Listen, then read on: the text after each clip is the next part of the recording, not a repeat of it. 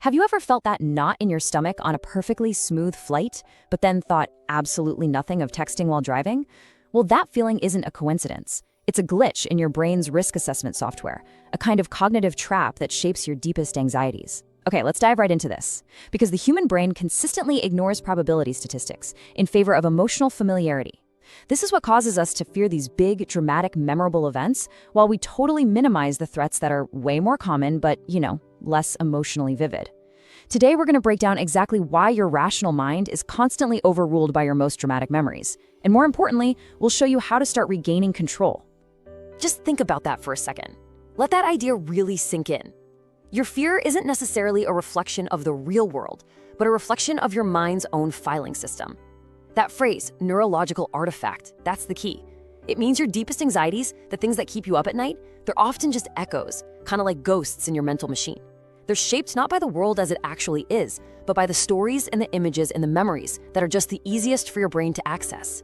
It's a pretty profound and honestly a slightly unsettling idea, but understanding it is the very first step toward thinking more clearly about what you should and shouldn't be afraid of. So here's our roadmap for this explainer. We'll kick things off by defining the memory trap itself. Then we'll look at the real-world effects of what we're calling our broken risk radar. After that, we'll uncover the brain's shortcut that's responsible for this whole glitch and explore why it loves to take the path of least resistance. Then, and this is the important part, we'll get practical with a toolkit for reclaiming your rational mind. And finally, we'll reframe our entire perspective to understand that, to a huge extent, fear is a choice. All right, let's get into the core problem, the memory trap. Now, this isn't about having a good or bad memory. It's about how your brain prioritizes information. See, it's this constant battle between what's statistically probable and what's emotionally familiar. And spoiler alert, familiarity almost always wins. You'd think our minds are supposed to be rational, right? I mean, we have access to all this data, to logic, but when it's faced with a decision that involves risk, the brain doesn't pull out a calculator. No, instead, it does this quick, intuitive search of its own internal library of memories. And which books get pulled off the shelf first? Not the dense, boring ones full of data, but the ones with the most dramatic, emotionally charged covers. A vivid memory of a plane crash on the news, with the shocking images and the heartbreaking stories, that will always feel more real, more immediate, and more threatening than the cold, abstract fact that flying is one of the safest ways to travel. This emotional familiarity literally becomes a stand-in for fact, and our perception of risk gets dangerously warped. So what does this cognitive glitch actually look like in our day-to-day lives? Well, that brings us to our broken risk radar. This isn't just some theoretical concept. It leads to real anxiety, to genuinely poor decisions, and to a massive waste of our time, our energy, and our resources. We end up worrying about all the wrong things, we invest in the wrong kinds of protections, and it costs us both emotionally and financially. And this just illustrates the disconnect perfectly. Let's take the classic example, flying versus driving. The fear of flying is everywhere, but why? It's because a plane crash is the definition of a high vividness event. It's catastrophic, it's visually dramatic, it's all over the news for days when it happens. Our memory of it is sharp and emotionally powerful. Driving, on the other hand, it's mundane. It's something millions of us do every single day. Car accidents are so common they're just statistically normalized and they rarely make the national news. They have very low vividness. So our brain retrieves the memory of that plane crash instantly and just screams danger, while the far, far greater statistical risk of driving barely even registers as a threat. Now, what's really staggering here is how this data exposes the lie our feelings are telling us. The numbers aren't just a little different, they are orders of magnitude apart. In a typical year in the US, you're looking at around 40,000 deaths from car accidents. From commercial plane crashes, that number is often in the low hundreds, sometimes it's even close to zero. That means for every one person who dies in a commercial plane crash, roughly 100 people die in cars. And yet millions of us feel more anxiety stepping onto a plane than into a car. This chart doesn't show a small miscalculation. It shows a complete and total breakdown of our internal risk radar. Our fear is completely disconnected from reality. This really is the big question, isn't it? If we are supposedly wired for survival, why is our survival instinct so easily fooled? It seems like a massive design flaw, but as we're about to see, it's not a flaw at all. It's a feature. It's a shortcut that, for most of human history, actually worked pretty well. The problem is, our brains evolved for the savannah, not for the 24-hour news cycle. So let's look under the hood at the neurological wiring. We need to map out the brain's shortcut to really understand why this miscalculation happens automatically, without our conscious permission, and why it feels so undeniably real when it does. Okay, the scientific name for this shortcut is the availability heuristic. A heuristic is just a fancy word for a mental shortcut that helps us make judgments fast. And this specific one is all about what's available in our memory. See, to save energy, what scientists call minimizing cognitive load, the brain avoids the hard analytical question, which is, what is the statistical probability of this event? Instead, it substitutes a much, much easier question. How quickly can I think of an example? And if an example comes to mind instantly, effortlessly, the brain makes a dangerous leap of logic. It concludes the event must be common and therefore a high risk. And this whole process unfolds in 4 lightning-fast unconscious steps. First, there's an input cue. You're faced with uncertainty. Maybe you're wondering if it's safe to swim at the beach. Second, your brain does the ease of retrieval substitution. It doesn't look up shark attack statistics. It just asks, can I remember a shark attack? And thanks to movies and the news, the answer is a big, flashing yes. Third, and this is crucial, comes limbic system amplification. The memory of that shark attack isn't neutral. It gets tagged with intense fear by your amygdala, the brain's threat detection center. Finally, that intense, easy-to-recall, fear-tagged memory leads directly to probability inflation. Your brain misinterprets the ease and the emotion as evidence of high frequency, and it concludes the risk is way greater than it actually is. So what makes a memory so easy to pull up? It really comes down to 2 main things: vividness and recency. Vividness is all about emotional punch. Dramatic, scary, or shocking events get seared into our minds with a kind of neurological branding iron. And the media is an expert at amplifying this. Recency is just about timing. A news report about a local burglary that happened last night will make you feel more at risk today than a report from 6 months ago, even if the overall crime rate hasn't changed at all.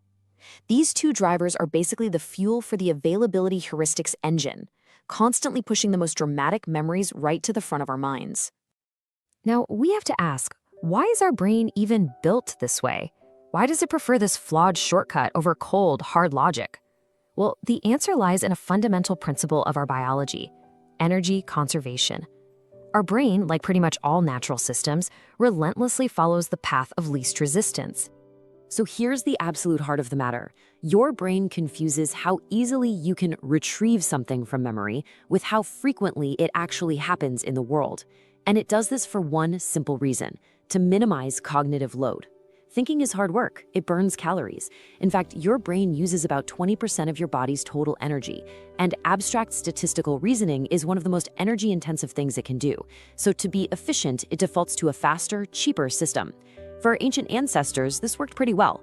A rustle in the grass that was easily remembered as being a lion was a risk worth overestimating. But in our modern, information-saturated world, this efficient system has become a pretty profound liability.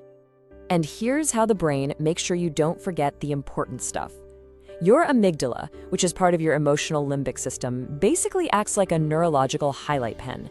When you experience or even just witness a dramatic, scary event, the amygdala tags that memory with a strong chemical dose of fear. This emotional tag acts like a priority flag in a computer system, making sure that memory gets placed right at the front of your mental filing cabinet, ready for instant retrieval. That's why you can forget what you had for breakfast yesterday, but you can't forget a scary scene from a movie you saw 10 years ago. The highlight pen has marked it for life. And in the modern world, this ancient system is being constantly hijacked. The media industry, especially the 24-hour news cycle and social media algorithms, basically runs on the availability heuristic. The guiding principle is, if it bleeds, it leads. News organizations are incentivized to focus on the rarest, most vivid, most catastrophic events, because that's what grabs our attention.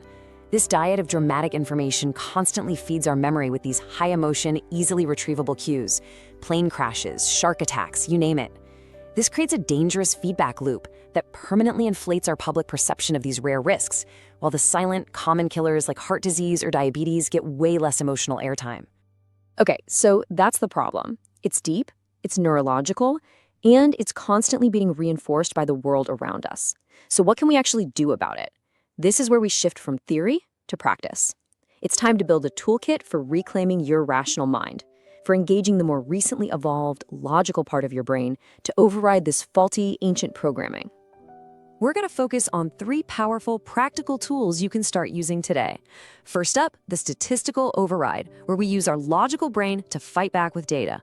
Second, a cognitive technique called actively de-vivifying the risk, where we literally strip scary memories of their emotional power. And third, a behavioral strategy called reversing the heuristic, where we use the brain's own trick against itself. Tool number 1 is the Statistical Override. This is all about consciously engaging your prefrontal cortex, the rational, analytical CEO of your brain. The rule is simple. Whenever you feel a wave of fear or anxiety based on some vivid story or image, you have to implement the forced data check rule. Stop and ask yourself this very specific question. Okay, my feeling is based on a memory, not a fact. What is the actual statistic? Just this simple act of pausing and seeking out a number, the actual fatality rate for flights, the real crime statistic in your city, it forces your brain to switch from its fast, emotional system to its slow, logical system. The cold, hard number acts like water on the fire of emotion. It neutralizes the amygdala's fear tag with objective reality. Our second tool is a little more subtle, but it's just as powerful. It's called actively de-vivifying the risk. The idea here isn't to ignore the scary image in your head, but to deliberately build a competing, boring image. It's a cognitive technique called schema revision. So if you're afraid of flying, don't just focus on the crash statistics. Instead, force your mind to picture the mundane reality. Picture the pilot with 20,000 hours of flight time, running through a pre-flight checklist for the 1,000th time. Picture the meticulous engineering, redundancies, with multiple backup systems for every single critical function. By focusing on the non-dramatic, procedural, even boring aspects, you actively strip that vivid memory of its emotional power and you weaken the amygdala's fear tag. You essentially make the scary thing boring. Finally, tool number 3 is about turning the brain's shortcut against itself. When you find yourself fixating on a high vividness, low probability risk, like a shark attack before a beach vacation, force yourself to do a simple task. Try to list 10 common low vividness risks you face every day. 10 ways you could injure yourself at home.